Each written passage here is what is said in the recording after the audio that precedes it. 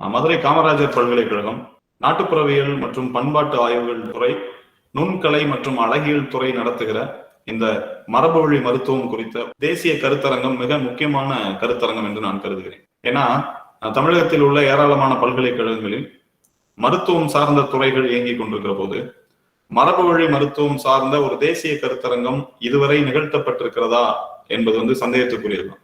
அதுவும் ஒரு தொடர் கருத்தரங்கம் 5 நாட்கள் தொடர்ந்து மரபு வழி மருத்துவம் குறித்த ஒரு புரிதலை, குறைந்தபட்ச அறிமுகத்தையாவது தர வேண்டும் என்ற அடிப்படையில் ஏற்பாடு செய்யப்பட்டிருக்கிற இந்த கருத்தரங்கத்தை கமம் அகாடமி ஆஃப் அக்குபஞ்சர் மற்றும் என்னுடைய தனிப்பட்ட முறையிலும் முதலில் வாழ்த்துக்களை தெரிவித்துக் கொள்கிறேன். துறை தலைவர் மற்றும் துறையில் இருக்கக்கூடிய பேராசிரியர்கள், ஆய்வு மாணவர்கள் அனைவருக்கும் என்னுடைய வாழ்த்தினை தெரிவித்துக் கொள்கிறேன். ஏன்னா இன்னைக்கு இருக்கிற சூழல்ல நவீனமயமாக்கப்பட்ட, வணிகமயமாக்கப்பட்ட, உலகமயமாக்கப்பட்ட சூழல்ல அதிவேகமாக ஓடிட்டு இருக்கிற நிலையில நம்முடைய மரபு குறித்தும் நம் மீது திணிக்கப்படுகிற ஒற்றை திணிப்பு குறித்தும் யோசிக்க நேரமற்றவர்களாக நாம் கடந்து கொண்டே இருக்கிறோம். இந்த சூழல்ல நாம் வாழ்வினுடைய அடிப்படையாக திகழ்கிற மருத்துவம் குறித்து, அதனுடைய மரபு குறித்து பேசியே ஆக வேண்டிய ஒரு பொது முடக்க காலத்தில் நாம் வாழ்ந்து கொண்டிருக்கிறோம். அந்த அடிப்படையில இந்த மரபு வழி மருத்துவம் குறித்த உரையாடல் என்னும் இந்த தேசிய கருத்தரங்கம் மிக முக்கியத்துவம் பெறுகிறது. இது பல பல்கலைக்கழகங்களின் கல்வி புலங்களில் பேசுபொருளாக மாறுவதற்கான ஒரு துவக்க புள்ளியாக இருக்கும் என்று நான் நம்புகிறேன். இந்த நிகழ்வில் துவக்க உரை ஆற்றவிருந்த மதுரை காமராஜர் பல்கலைக்கழகத்தின் பொறுப்பு தேர்வாணையர் மற்றும் துறையினுடைய தலைவர் முனைவர் தர்மராஜ் அவர்களுக்கும், இந்த நிகழ்வினை ஒருங்கிணைத்துக் கொண்டிருக்கிற பேராசிரியர் கலையரசி அவர்களுக்கும், என்னை அறிமுகம் செய்த பேராசிரியர் கோபிநாத் மற்றும் என்னை பல்கலைக்கழகத்திற்கு அறிமுகம் செய்த ஆய்வாளர் பாவல் பாரதி, இந்நிகழ்வில் பங்கேற்றிருக்கிற பல்வேறு பேராசிரியர்கள், மானுடவியல் மூத்த பேராசிரியரும் ஆய்வாளருமான பக்தவச்சல பாரதி அவர்கள் உள்ளிட்ட அனைவருக்கும் என்னுடைய வணக்கத்தை தெரிவித்துக் கொள்கிறேன். முதல்ல இந்த விஷயத்த மரபு வழி மருத்துவம் குறித்த அறிமுகத்தை பல்வேறு தலைப்புகளில் இந்த 5 நாட்கள்ல உரையாட இருக்கிறோம். அதுல சின்ன சின்ன குழுக்கள், இனக்குழுக்கள் பின்பற்றி கொண்டிருக்கிற நாட்டுப்புற மருத்துவம், பள்ளியர் மக்களின் பழங்குடி மருத்துவம், கொக்கரை காணிக்காரர்களின் இசை மருத்துவம் போன்ற பல்வேறு தலைப்புகளில் தொடர்ந்து இந்த கருத்தரங்கம் நடக்க இருக்குது. அதற்கெல்லாம் ஒரு அடிப்படையாக, ஒரு வரலாற்று பின்புலத்தோடு கூடிய உரையாக, மருத்துவத்தின் உள்ளடக்கத்தோடு கூடிய உரையாக இந்த உரையை நான் அமைத்துக் கொள்ளலாம் அப்படின்னு யோசிக்கிறேன். அந்த அடிப்படையில இந்த உரையை 3 பகுதிகளாக பிரிச்சுக்கலாம். முதல்ல, இன்று நாம் ஏன் மரபு வழி மருத்துவங்கள் குறித்து பேச வேண்டும் அப்படிங்கிறது முதல் விஷயம்.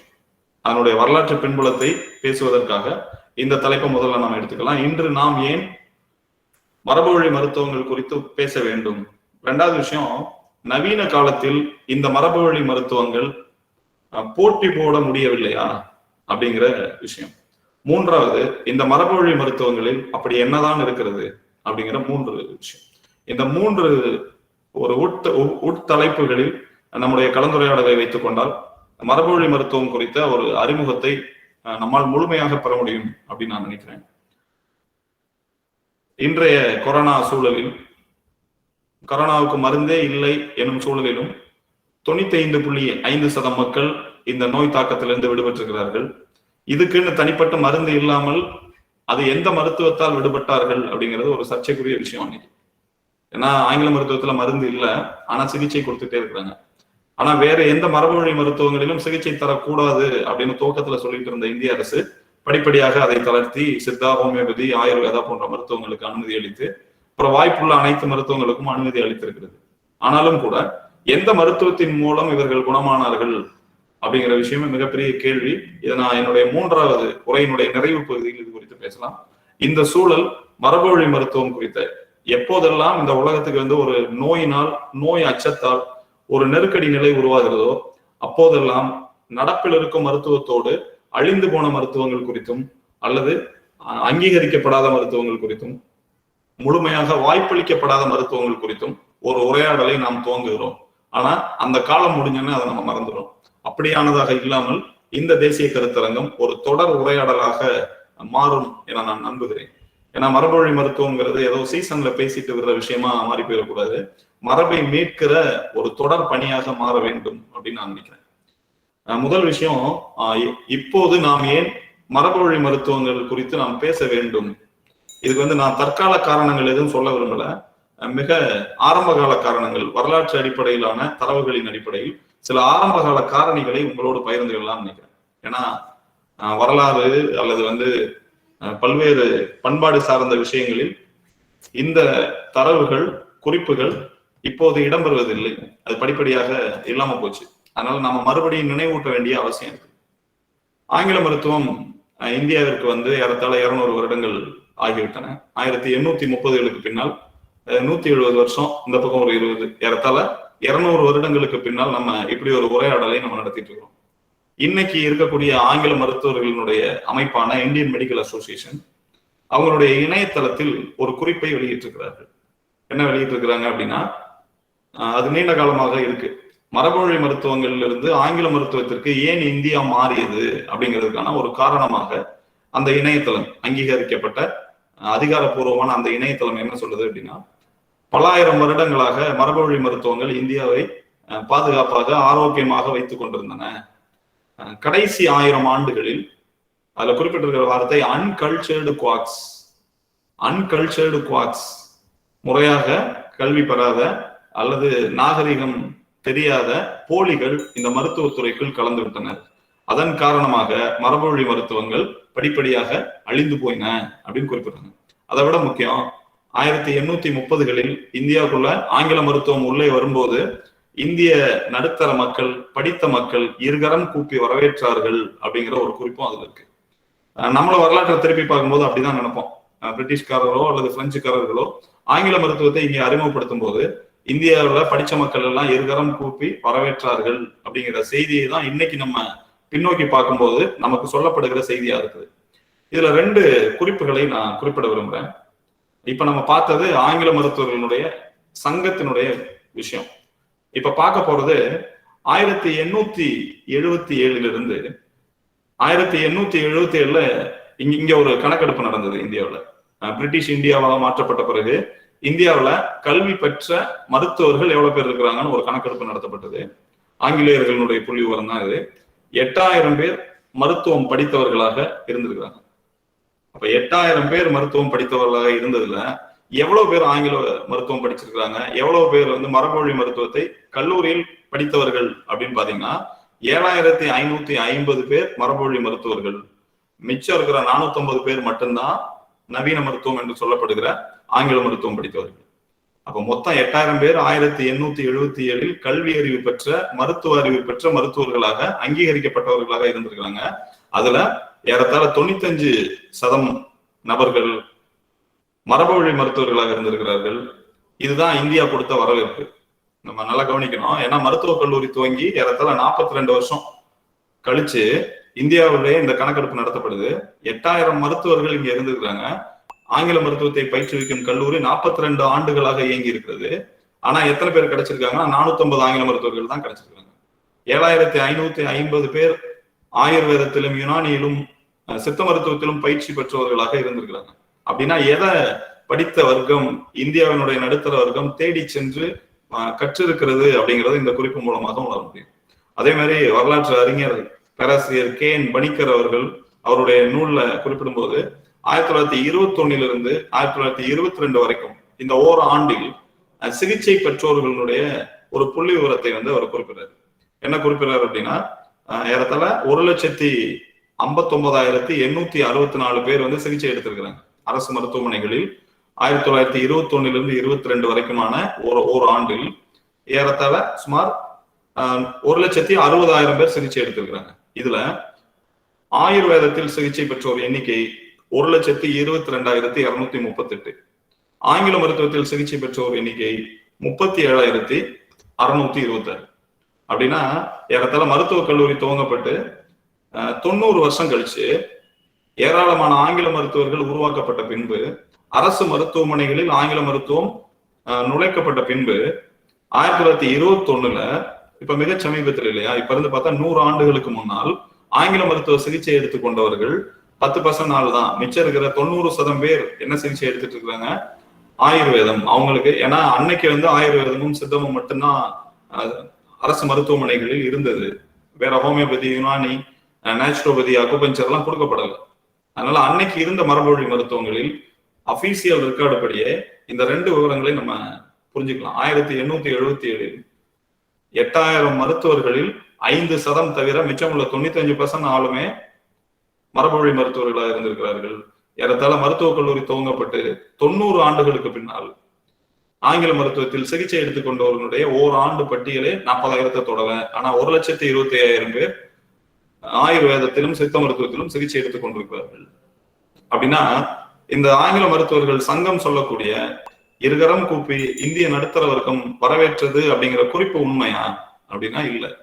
அப்ப அந்த காலத்துல என்னதான் நடந்திருக்குது அப்படின்னா, இங்க உள்ள மரபு வழி மருத்துவங்களை மக்கள் தங்களுடைய வாழ்வினுடைய ஒரு பகுதியாக, பண்பாட்டின் ஒரு பகுதியாக அன்றாட வாழ்க்கையில கலந்து வாழ்ந்துட்டு இருந்தாங்க.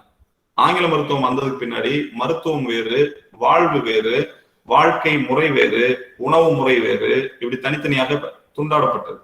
அப்ப அந்த கால ஏறத்தாழ 1947 வரைக்குமே, இந்தியா சுதந்திரம் அடையும் வரைக்குமே ஆங்கில மருத்துவத்துக்கு மிகப்பெரிய வரவேற்பு இல்லைங்கிறது தான் நம்முடைய வரலாறு சொல்லுது. வரவேற்றதாக இந்த புள்ளி விவரத்தில் இல்லாத செய்தியை நம்முடைய ஆங்கில மருத்துவர்களுடைய அமைப்பு தன்னுடைய இணையதளத்துல குறிப்பிட்டிருக்கு. எதுக்காக இந்த செய்தியை சொல்றேன்னா, இந்தியர்கள் பூரா முட்டாள்கள் அல்லது நாகரிகமற்றவர்கள், மருத்துவ அறிவற்றவர்கள். ஆங்கிலேயர்களும் பிரெஞ்சுக்காரர்களும் வந்துதான் அவங்களுக்கு அனைத்தையும் கற்பித்தார்கள்ங்கிற மாதிரியான தோற்றத்தை இன்னைக்கு படித்தவர்கள் மத்தியில், கல்வி புலங்களில் பேராசிரியர்கள், ஆய்வு மாணவர்கள் எல்லாரும் நம்பக்கூடிய ஒரு சூழலுக்கு நம்ம தள்ளப்பட்டிருக்கோம். அப்ப வரலாற்றை மீளாய்வு செய்யும் போதுதான் அதுல நடந்த பல்வேறு செய்திகளை நம்ம இன்னைக்கு மறுபடியும் கண்டுபிடிக்க முடியும். அப்ப இன்னைக்கு ஏன் அதை மறுபடியும் மரபுவழி மருத்துவங்கள் பற்றி பேச வேண்டும் அப்படின்னா, வெறும் புள்ளி விவரங்களை மட்டும் வைத்து அல்ல, மரபுவழி மருத்துவங்களுக்கு இழைக்கப்பட்ட அநீதியின் வழியாக எப்படிப்பட்ட அநீதிகள் அதன் மேல் நிகழ்த்தப்பட்டிருக்கின்றன தெரிஞ்சுக்கிற போதுதான் ஏன் நிகழ்த்தப்பட்டது அப்படின்னு கண்டுபிடிக்கணும்னா அதை பத்தி நம்ம பேச வேண்டியது இருக்கும். உதாரணமா 1822 இங்க நேட்டிவ் மெடிக்கல் இன்ஸ்டிடியூஷன் அப்படிங்கிற ஒரு அமைப்பை இந்தியாவில துவங்கப்படுது, கல்கட்டால துவங்கப்படுது. 1822 நேட்டிவ் மெடிக்கல் இன்ஸ்டிடியூஷன் அப்படிங்கிற ஒரு அமைப்பு, அது ஒரு மருத்துவ கல்லூரி கல்கத்தால துவங்கப்படுது. இந்த மருத்துவ கல்லூரியில் சித்தா, ஆயுர்வேதா, யுனானி போன்ற மருத்துவங்கள் மரபு வழி மருத்துவ பிரிவில் கற்பிக்கப்படுகின்றன. அதே மாதிரி ஆங்கில மருத்துவமும் கற்பிக்கப்படுகிறது.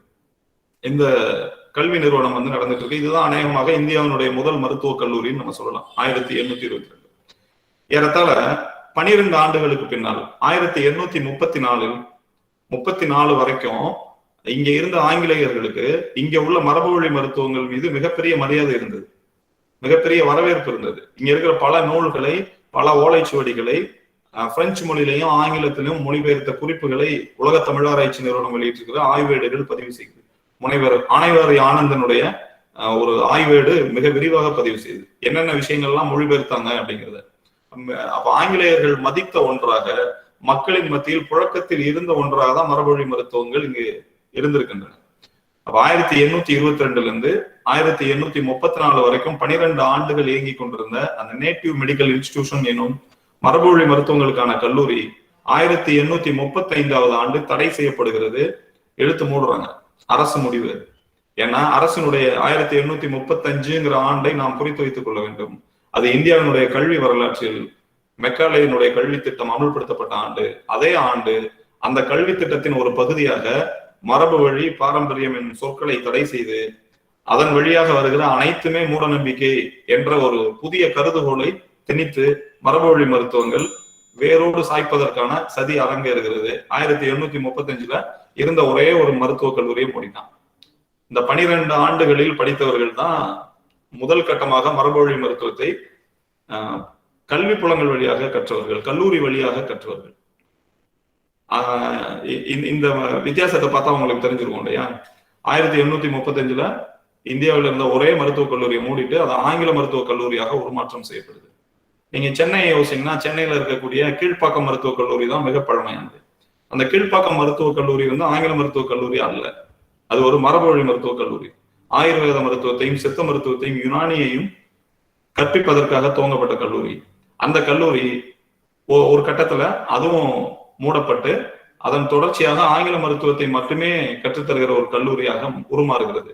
மிகப்பெரிய போராட்டம், சுதந்திர போராட்ட காலத்துல ஆயுர்வேத மருத்துவர்கள் எல்லாம் சேர்ந்து 1906 ஆயுர்வேத காங்கிரஸ் எனும் ஒரு பெரிய அமைப்பை ஏற்படுத்தி அது தொடர்ந்து இயங்கிட்டு இருக்கு. காந்தியினுடைய ஒத்துழையாமை இயக்கம் இருக்கும் போதும் கூட மரபுவழி மருத்துவங்கள் குறித்த கோரிக்கை முன்னெடுக்கப்படுது. தொடர் போராட்டங்களுக்கு பின்புதான் ஆங்கிலேய அரசு கொஞ்சமாவது கவனிச்சிச்சு. அதுக்கப்புறம் தான் சரி பரவாயில்ல அவங்களும் நடத்திட்டு போட்டோம் அப்படின்னு சொல்லி ஆங்கில மருத்துவத்துக்கு ஒரு பக்கமும் மரபுவழி மருத்துவங்கள்ல சித்தா, ஹோமியோபதி, யுனானி போன்ற மருத்துவங்கள் இன்னொரு புறமும் அவங்க நடத்துவதற்கான அனுமதி கொடுத்தாங்க. ஆனா அதுக்குள்ளேயும் ஒரு மிகப்பெரிய பாரபட்சம். 4 வருடம் மருத்துவ படிப்புங்கிறது 4 வருடம். ஆங்கில மருத்துவம் படிச்சா பல்கலைக்கழகம் பட்டம் கொடுக்கும். மரபுவழி மருத்துவத்துல ஆயுர்வேதம் படிச்சா LIM அப்படிங்கிற லைசன்சியேட் அண்ட் இண்டிஜினியஸ் மெடிசின் அப்படிங்கிற ஒரு சான்றிதழை மட்டும் தருவாங்க. பல்கலைக்கழகம் பட்டம் தராது. அப்ப மரபுவழி மருத்துவத்தை 4 வருஷம் படிச்சா சர்டிபிகேட் கோர்ஸ், ஆங்கில மருத்துவத்தை 4 வருஷம் படிச்சா டிகிரி அப்படிங்கிற ஒரு பாரபட்சமான துவக்கத்தோடு தான் இந்திய மருத்துவ கல்வி துவங்கியது. அதே தான் தமிழ்நாட்டிலும் இருந்துச்சு. இதுதான் மரபுவழி மருத்துவத்துக்கு கொடுக்கப்பட்ட வாய்ப்பு. இங்க 2000-3000 வருடங்களாக மக்களின் மனங்களை கொள்ளை கொண்டிருந்த, அவர்களுடைய உடல் நலத்தை பாதுகாத்துக் கொண்டிருந்த, நோய்கள் வராமல் இருப்பதற்கான வழிகளை கொண்டிருந்த மரபுவழி மருத்துவத்திற்கு அளிக்கப்பட்ட மரியாதை சுதந்திர இந்தியா வரைக்கும் 1960கள் வரைக்கும் இதே நிலைதான். மருத்துவக் கல்லூரியில மரபுவழி மருத்துவம் படிச்சா சர்டிபிகேட், ஆங்கில மருத்துவம் படிச்சா பட்டம், ரெண்டுமே 4 ஆண்டுகள். இந்த நிலை இதெல்லாம் நம்ம பார்க்கும்போது மரபுவழி மருத்துவத்திற்கு அநீதி இழைக்கப்பட்டதை வரலாறு ரீதியாக நாம் புரிந்து கொண்டு அது குறித்த உரையாடலை துவங்குவதன் மூலமாகத்தான் ஏன் இந்த அநீதி இழைக்கப்பட்டதுங்கிறத நம்ம பேச முடியும் இல்லையா? எதுக்காக இருக்கிற ஒரு மருத்துவத்தை ஆங்கிலேயர்கள் பல ஆண்டுகள் வரவேற்ற ஒரு மருத்துவத்தை திடீர்னு ஒரு கொள்கை மூலமாக அழிக்க முயற்சி செய்வது அப்படிங்கிறது, அதுல என்ன பிரச்சனை இருந்தது அப்படிங்கிறதா இங்க இருக்க பிரச்சனை.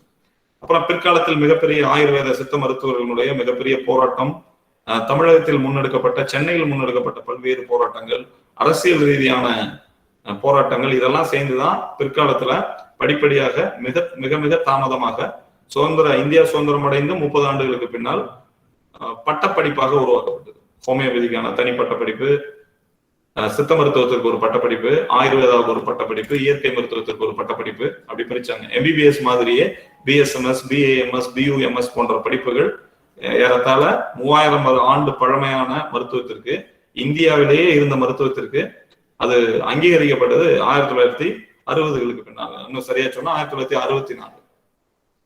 அதே மாதிரி இந்தியாவிற்குள் வந்த ஆங்கில மருத்துவம் அங்கீகரிக்கப்பட்டது, இந்திய அரசால் அங்கீகரிக்கப்பட்டது எப்ப அப்படின்னா 1860. 1860 ஆங்கில மருத்துவம் இங்க அங்கீகரிக்கப்பட்டது.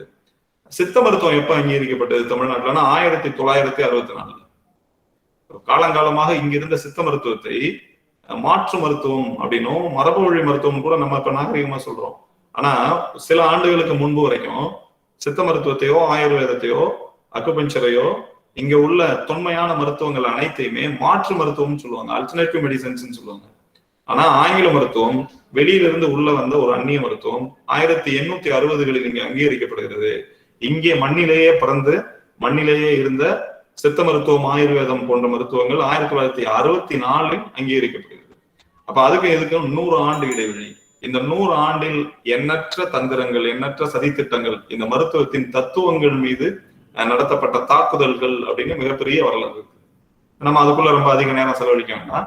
இந்த நாம் இப்ப சொன்ன தகவல்களினுடைய அடிப்படையில ஆங்கிலேயர்கள் இங்கு வரும்போது இந்தியாவில் எந்த ஆரோக்கிய குறைவும் இல்லை, இங்க நீண்ட ஆயுளோடும் பலமான உடலோடும் இங்கு வாழ்ந்த மனிதர்களை பார்த்து ஆச்சரியப்பட்ட ஆங்கிலேயர்கள் இங்க இருக்கக்கூடிய பல்வேறு நூல்களை அவர்கள் மொழியில் மொழிபெயர்க்கவும், இங்க இருக்கிற சில மருத்துவர்களை கப்பலேற்றி தங்களுடைய நாட்டுக்கு கொண்டு சென்று அவர்களிடமிருந்து பயிற்சி பெற்றதும் இங்குள்ள வரலாறில் பதிவாயிருக்கிறது.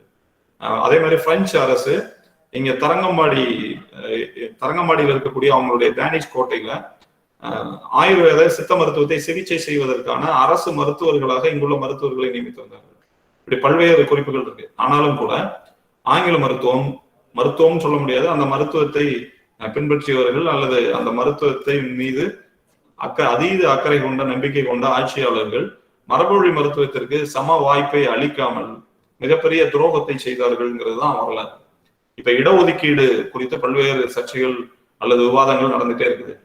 இடஒதுக்கீடு என்பது எப்படி தாழ்த்தப்பட்ட, பிற்படுத்தப்பட்ட, ஒடுக்கப்பட்ட மக்களுக்காக இன்று நான் அவங்களுடைய பல்லாயிரம் ஆண்டு கல்வியை நம்ம கொடுக்கல. அதனால இன்னைக்கு கல்வியினுடைய ஒரு வாய்ப்பை, வேலையில ஒரு வாய்ப்பை அவங்களுக்காக ஒதுக்கி கொடுக்கிறோம். அதே மாதிரி மரபு வழி மருத்துவங்களுக்கான ஒதுக்கீடு என்பது இந்த காலத்தில் செய்யப்பட வேண்டும். ஏன்னா அது ரொம்ப முக்கியம்.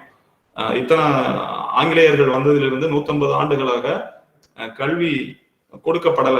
படிச்சவங்களுக்கு சர்டிபிகேட் கொடுத்துருக்காங்க. எத்தனை சீட் இன்னைக்கு வரைக்கும் நீங்க கணக்கு எடுக்கலாம். எத்தனை சீட் கொடுக்கப்படுது? மரபு வழி மருத்துவங்கள் அத்தனை மருத்துவத்துக்கும் சேர்த்து எத்தனை சீட்? ஆங்கில மருத்துவம் படிக்கிறதுக்கு எத்தனை சீட்?